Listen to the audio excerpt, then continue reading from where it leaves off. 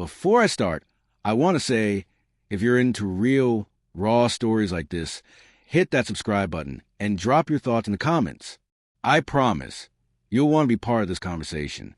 It was a Thursday evening when my phone buzzed. I glanced at it, expecting one of Emily's usual almost home texts. Instead, the screen lit up with a message from her.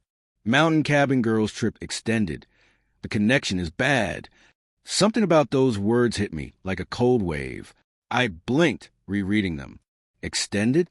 She hadn't mentioned extending it when she left that morning. And the connection is bad line, it didn't sit right. I forced a smile at first, telling myself she probably just meant no signal, that it was innocent, but a seed of doubt planted itself deep in my chest. I called her that night. No answer. I left a voicemail. I checked my messages again. Nothing. Not even a sorry I missed your call. That should have been normal. But something in the silence gnawed at me. The next morning, I tried to push it away, convincing myself that stress from work or the drive to the cabin might have made her miss my call. Yet by mid-afternoon, I couldn't ignore it anymore. Another text arrived. Sorry. Signal's worse than I thought. Can't call back. Her tone sounded casual, almost rehearsed. My stomach tightened. I opened her social media. Nothing new. No photos from the trip. Nothing. And that's when the first crack appeared. A tag photo from someone else in the group, smiling, arms around Emily in a way that made my chest ache. They were laughing, leaning close. Too close. I tried to breathe. I'm overreacting. I told myself. It's a girl's trip. She's having fun. That's all.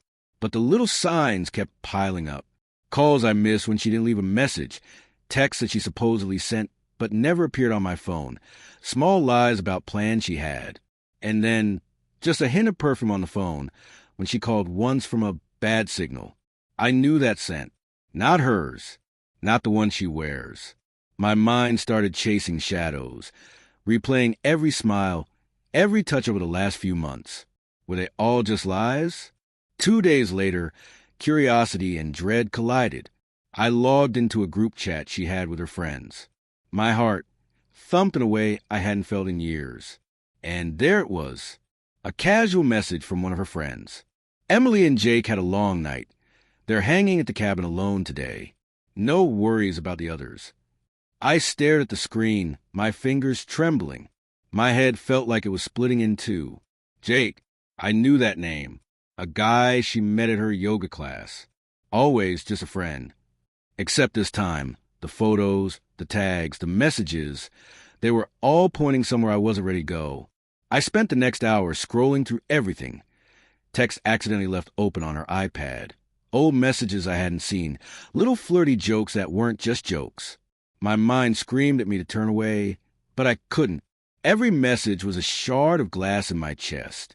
When she finally called later that night, I couldn't hide the tremor in my voice. Emily, what's going on? I asked, trying to keep it calm. There was silence on the line, then a long exhale. I didn't mean for it to happen like this, she whispered. And that's when the truth spilled out. They'd kissed at the cabin the first night. It wasn't planned, she said. She didn't know how to stop it. And then she hesitated. I still love you, she said. But her voice, it didn't sound like the Emily I knew. I felt everything inside me break. Memories of lazy Sunday mornings, the way she used to laugh at my terrible jokes, the quiet nights on the couch, they all twisted into something painful. Betrayal wasn't just a word.